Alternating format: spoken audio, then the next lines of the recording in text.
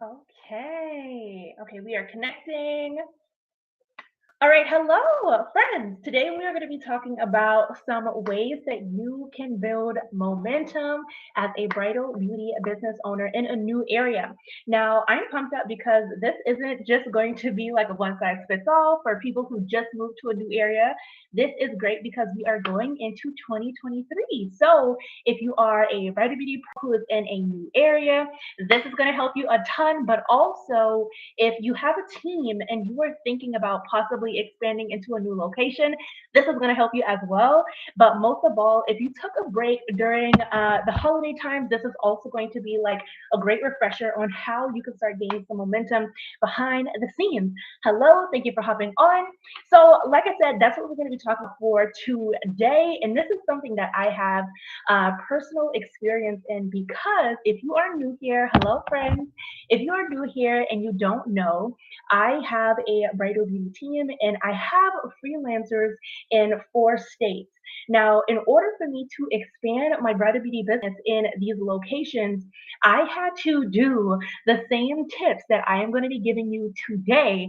So, if you don't already have a notebook, I have my notes down here, right here. But definitely, these are going to help you tremendously.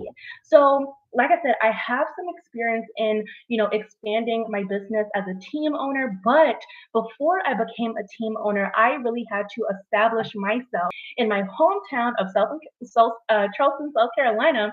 And I was able from 2013 to 2018, I had a career where I had already made connections and I already had, great clientele, right? So since I moved, there's one main thing that I had to focus on in order to really get my foot in the door. And I'm going to give it to you both angles if you are new in the area, like you just moved. Or if you've already been in that area and you're just trying to regain some acceleration in your business, right? So I'm going to give it to you both ways. The first way is if you have already moved, the first thing that you want to focus on is community.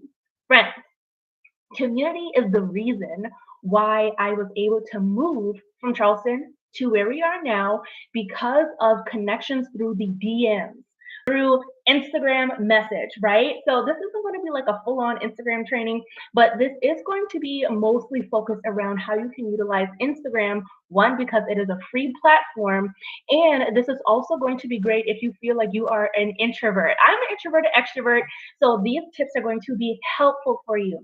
So I focused on community. So once I moved, what this looks like is me really trying to, build up my know, like, and trust factor as a new artist in a new area because let's be real, they don't know you. They have no idea who you are. So you have to reestablish yourself and really, hit the ground running when you're in a new area. So I'm going to be giving you some tips that you can do quarterly if you are going to be in my December 28th workshop. But if you're not going to be in my December 28th workshop, here's what that would look like. You would sit down, you would have a notebook for yourself, and you would just go on social media. You would type in your local hashtag, and you're going to be finding some people. Now, how you find these people, what you say, and how you actually, push through to the strategy, that's a whole nother conversation because it's customizable to who your ideal clients are going to be. So connecting with people who have the same ideal client, you want to be very intentional. One thing that I did when I was still solo before I even thought about moving was I connected with people who I outgrew, right? And what I mean by this is, when you're new, your rates are maybe like a little bit newer, but you're also connecting with bridal beauty, not bridal beauty, but like wedding planners as well as photographers, maybe even some venues. And sometimes when you grow, you increase your prices, you increase your branding, you elevate how you're showing up online. Some of those people, those photographers and planners, their ideal client might be the same as yours elevates, right? As your prices elevate, right? So this is what I want you to think about. So that's number one. You want to focus on community. Now, I was talking about what I did when I moved into that area, but if you are already in that area and you want to gain back some momentum, you can still use this strategy. Still connect with people, still reach out, still be very specific in understanding what type of ideal client you want to have in that new area so that you can connect with the right people. And the main reason why you want to do this is because people think that old school marketing is dead, and it's not. What you want to do is you want to keep your marketing relevant by still doing those old school marketings. No, they're all not dead, y'all. They're all not dead, but still doing those old school marketing, but in a elevated way that is up to date, right? And this is why I love utilizing this because it's free. You have a free platform. You can literally just send messages all day if you want. And this is how you're going to grow fast because if you are the only person who is marketing your business, you're marketing your little heart out, but you don't have 20 people, 30 people, 40, 50, 60 people who are also recommending you to their client, then it's going to feel very hard. And a one woman, a one man show can only go so far. So you need community behind you, right? So that's number one. Number two is you want to start turning those people who you've now connected with into your brand ambassadors. And I'm going to tell you exactly how you can do this. But so I was able to move from my hometown. I went to that area. I focused on building up community around my brand. And then what I actually did, this was in 2013 when I moved. And what I actually did was that year of like 2019 going into a full new year, I was struggling, y'all. I was struggling with trying to balance out my calendar because now my business has moved from South Carolina to now servicing North Carolina as well. So this is when we were just servicing two states. So I had to really balance my calendar on how can I service my North Carolina brides, how can I service my South Carolina brides in a way that doesn't burn me out. So sadly, throughout 2019, even though business was great, I didn't really have a lot of time to go out in the local area, connect with bridal shops, go to different network marketing events, or not network marketing, but like those marketing events where you have other people who are in the area. I didn't have that time, to be honest with you, because I was still learning how to shift my calendar between servicing two areas. So what I ended up doing was I still focused on number one, building the community around my brand. But what I wanted to do is I actually wanted to turn those people who were looking at my brand like, okay, who is this person who's reaching out to me, and actually turning into brand ambassadors for me. And the way that you do this is after you connect, give them something of value to look at. You can't connect and want somebody to help you, refer clients to your brand since you're new in the area. They have no idea who you are, right?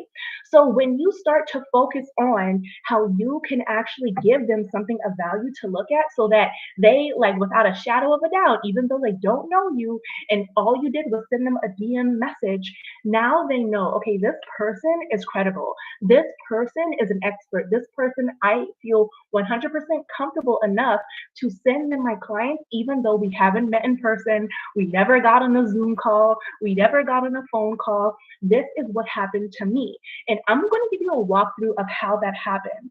So in 2018, the year before I moved, what I did was I, marketed with a couple of venues, some photographers, wedding planners, videographers, like I mentioned before. But those people that I was just like testing out a strategy, it actually ended up in me having 36 referrals in the very beginning of the year because I tested out these strategies like right around the same time frame, so around the holidays before New Year's. So what ended up happening was I got 36 referrals from high price premium venues, from planners and photographers, and their clients were saying like, hey, we want to book you for a wedding. We want to go ahead and secure your team. And this was happening back to back to back while I was still in Charleston. So I had to make a decision that I shared with my boyfriend, who's now my husband now, but I had to share, a conversation with him. I'm like, listen, like we have direct referrals coming from other locations. what's your idea on, possibly moving or staying here, getting to see like what his ideas were. And after we decided to move, then I was able to start honing down more on those other local professionals. So when you are giving them something to look at, when you are connecting with them, right? That looks like a couple of things depending on your personality. For me, I love to get in my Instagram stories. I really had to build the confidence in myself to get in my videos because I was very shy. I was very in my shell. I still kind of am depending on the day, but I got into my Instagram stories and I started to be different, right, than everybody else in my location, right? So even think about it from your client's perspective, right? If I am a wedding planner and I have a bride and she doesn't know who she wants to book for hair and makeup, me as a vendor, I'm going to give her a list of maybe 5 or 6 other hair and makeup teams in the area. Now, what is that bride going to do? That bride is going to go down the list. She's going to go and check out your Instagram or check out your Facebook or check out whatever platform that you are on. And she is now weaning out her options. Okay, I want to connect with them. They're not my cup of tea. I'm not going to connect with them. But you want to start thinking about the client's journey. What is actually happening when they are now reaching out to their other vendors and venue owners who are recommending you? They're going to go and check you out. So give them something to pay attention to, right? Just because we have a business online and we show up on social media, that does not mean that we have to demand someone's attention. We have to gain their attention, right? So how you gain their attention is how you show up, how you show your expertise, how you communicate, and how you lead those clients who have no idea about what the bridal hair and makeup process is supposed to look like. Educate them, right? So let's do a pause right quick because what I had to get over during this time was feeling like I was annoying my followers, right? And I hear this a lot with a lot of people who I connect with. They don't want to sound annoying. They don't always want to be promoting. They don't always want to be marketing. They just want to kind of like have their area and like just kind of vibe, right? But here's what I want to let you know. You started a business to make money, right? You also started a business so that you can have freedom and flexibility in your calendar, right? So, in order for you to do that, you have to get uncomfortable. So, me showing up in my Instagram stories and being an expert, talking about our process, talking about our past clients' experience, this is how we were able to now turn those new venue owners that started to follow us on social media, new planners and photographers that we were reaching out with our community based marketing strategy. Now they're seeing us show up and educate and be a leader in that area. You know what that's going to do? Make them refer you even more, right? And notice, I'm not talking about ads. I'm not talking about, doing giveaways. I'm not talking about, anything that requires money. All of this requires time, effort, and dedication, right? So that's just what I wanted to say there. But once I actually gave them something to look at, this made it easier for people in the new area who had no idea about my business. It made it easier for them to pay me. Even though my prices might be a little bit, expensive than other people in the area, it didn't matter because how I was showing up and their planner recommended us and their venue recommended us as well. I want you to really start thinking deeper into what is actually happening on the client side, right? So that was tip number 2, right? But here's like a side note tip number 2, point C, right? I want you to be very mindful of you using other people's selling style as inspiration. And what I mean by that is there's a lot of amazing people who show up online and they have their own unique way that they create templates or how they have, their before and afters for their clients or the colors they use or the graphics they use. Try and be as unique to your brand colors, the verbiage that you use, because this is going to help you stand out even more. One of the things that I love to do with my clients is survey them, right? And I survey them in a multiple ways, right? So I had a client yesterday and she was having a trial run. And one of the things that I asked her was, what was your process like when you were trying to find, hair and makeup? And she told me it was stressful. She said it was stressful because she said everyone kind of had the same aesthetic. She said everybody really just kind of like pushed the proposal out without really having a connection, and that really turned her off from a lot of people. So, when you are trying to establish yourself in new areas, I want you to remember that each location might require a different approach, right? And I was having this conversation with someone that did a bridal strategy session with me. She's originally from California, but she actually moved to the South. So from the North and from the South, the way that people operate sometimes are completely different. She said the brides up north, they were just like, I need the information now, right? The brides down south, they want a little bit more of a personal connection. They want to know you, like you, trust you, right? This is how we make it easier for us to actually get paid faster. So when you know these things, it's going to help you so much to fine tune the internal language of your templates, the language of your content, how you get into your Instagram stories and start to talk about your brand, your experience, and all of the things which makes it easier for people in those new areas to trust you, right? So I just wanted to give you that little tip because it's very huge. And this is also something that I'm going to be giving you some scripts, some templates, and some other additional resources at my December 28th workshop. And it's called 2023 Bridal Beauty Planning Workshop. Literally, early bird tickets are still available. The price went up just a little bit. It's going to be on the 28th. But if you want to know how you can secure a ticket, just message me on Instagram at Beauty and the Network and just say workshop, and I'll give you all of the details.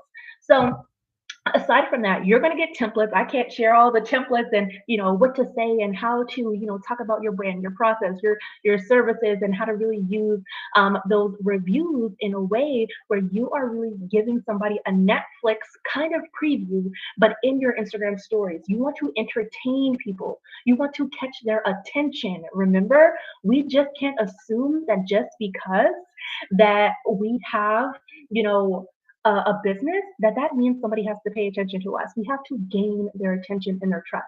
And that's how we do it. So the third thing that I want to talk about is sales, right? So if you're in a new area, just like I mentioned, if you're from Cali and if you're moving down to an area in the South, your sales might start to be a little bit sporadic. Something that I've been hearing a lot lately is, bridal beauty pros who had like a huge boom with bookings, after the pandemic, but going into 2023, their bridal beauty calendar is looking a little bit slim. And it might be because you need to assess your sales process. Now, one thing I like to do is try and make things, not overwhelming, because when you're overwhelmed, you're most likely not going to do it. Can't wait. Yes, girl, I'm so excited. But one thing that you want to do is make it non-overwhelming. So whenever I am looking at my sales process, I break it down. I look at my inquiry process. How many people are actually going into my inquiry process, right? And then I have my sales process. How many of those inquiries are actually turning into sales? And then after my sales process is, how many people are actually booking me and paying me, on time, right? So when you break it down that way, it's going to be so much more easier for you to actually focus on your inquiry process and the words that you are saying up until sending a proposal. Someone was saying how, the process of the quicken, just giving the brides the details, it no longer works for them in their new area because where they are, those brides value connection. They value, like take your time, get to know me, right? It's like a first date. They're not just going to be like, take my money. They want to know that you care about, what's going on, with them individually, right? So you want to shift your approach, right? 100, yes, you want to shift your approach. And the way that you do that, I have my own personal framework and step-by-step process that I actually take my clients through. And it's a three-step process for any single automation or system that you create. And that is build the process, test the process, automate the process, right? And what I want to say about these three steps is a lot of people think, oh man, I got to start over from scratch. You're not starting over from scratch. Do not freak yourself out by saying that, right? You're not starting from scratch. You are enhancing what you already have, right? So when you Go at it at that perspective. It's not going to feel so daunting. So obviously you already built the process, right? So we just got to go back to test the process. Let's test it. Other than trying to force something to work that you see is needing a little bit of improvement. So how you test this out, it might require you to sit down, purchase some templates or whatever it is, right? But you can purchase some templates and actually use those templates, but fine tune it. And maybe you send inquiry A, this version, inquiry B, that version, inquiry C, this version. So you can see what is actually getting you the quickest results in the short amount of time, right? I am very analytical, and this is how I have approached creating systems and processes in my business. That's a very simplified, that's very foolproof because you are literally only seeing, okay, what version is working? Okay, I see that this is working. Let's go ahead and weed out everything else that's not getting us a result, right? We want to be very intentional about our time. And a way that we can do that is actually making data driven decisions, right? So we are making decisions based off of results and, stats, right? Versus, they're not doing it. Let me just get more leads, right? You want to make your decisions off of numbers, right? So after we have done that, we build it, test it, automate it. Now you can see, why are most people not going through my inquiry phase? Why are some people not going through, this template, right? How can I actually, help this? But what happens when you actually start focusing on this is it's going to make it easier for you to actually get those inquiries, get those leads, get those sales so that you can actually start taking on those clients in your new area, right? So, as a quick little recap, community is the quickest way for you to grow, that you literally create brand ambassadors for your business, because a crew of people can grow faster than just one person trying to promote their business, right? I had to learn that the hard way as an introverted extrovert. And, once I really leaned into, building up a community around my brand in those new areas that I wanted to build a team in, that I wanted to expand my brand into, it became very easy for me to get consistent leads for those clients. Even though I did not physically go to that venue, didn't go to a coffee date with that planner, with that photographer. You don't have to be in those areas. You can literally do everything in your living room, on your couch, in message, right? And like I said, for my workshop, I do have templates, scripts, the step-by-step strategy of how you can find people, to network with the right people, the right venues, the right photographers, so that you can start building your own community. If you want to just, revamp your brand where you are in your hometown, or if you're looking to expand. Right? So, two benefits there. The second part was actually, giving those people who are now, getting introduced to your brand through a DM or a message or whatever it is, give them something to pay attention to. And this is by you stepping into your leadership role, your CEO role, of you actually communicating your services, your values, how you actually, take your clients from not knowing what look they're going to do, or, how to actually go through your bridal beauty planning process, and then leading them seamlessly in an amazing client experience, right? So after we have done that and we started to sell, in our Instagram stories, and really, utilize our own personality in a way that's really going to build our know, like, and trust factor in a new area, it's going to be easy for those people when they do reach out, that they're going to convert a little bit faster, because now they know you, like you, and trust you from you already selling online by educating about your brand. So the third thing was sales. If you see that what used to work for you up there is no longer working for you down here, now we know exactly what areas of our business should we look at, so that we can actually start shifting, our communication, so that we actually book clients more consistently in this new area, right? And I talked about my build, test, automate, how I have my little process that really helps you, simplify the process of, fine tuning your automation in your system. So aside from that, I am pumped up. Like I was mentioning, my December 28th workshop is going to be a ton of fun. It's going to be amazing. I am going to be having so many templates, So many sales scripts, so many, this is how you can sell in your Instagram stories, different ways to talk about your brand, your values, your aesthetic, and really turn it into like a mini Netflix series. I'm going to be giving you some templates, my friend. And I don't really do a lot of writing because I'm typo queen, but when I do, please know that it's going to be amazing. Okay. So I'm super excited. If you want to know how you can snag a ticket for that at early bird rate, just send me a DM here on Instagram at Beauty in the Network and just say workshop, and I will tell you all about the tickets, my friend. But second thing is enrollment is going to be closing for my membership in course next week on Tuesday.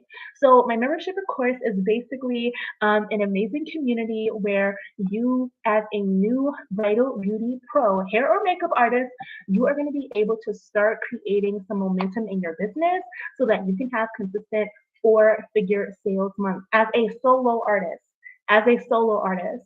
And some of the tips that I just shared with you today, we're going to be talking about that plus more. We're going to be talking about the first week, all about how you can create a profitable bridal beauty package so that you hit your income goals faster with less clients, okay? Because we're about sustainability over here. But you hit your goal faster with less clients, how you can build up your referral network, how you can have intentional retainer ideas so that you can create a retainer payment system that actually helps you stay secure when it comes to your money, right? I don't really operate how a lot of other people operate. I don't get paid on, the day of the wedding. I actually get paid 3 months in advance. So I'm going to be talking about so many different sustainable ways that you can set up the back end of your business so that you can be financially set as a solo bridal beauty artist. But you can literally just go to my Instagram link in my bio so that you can actually see the curriculum, see what's going to be going over, see how we're going to be talking about timelines, organizing client details, and so many other things.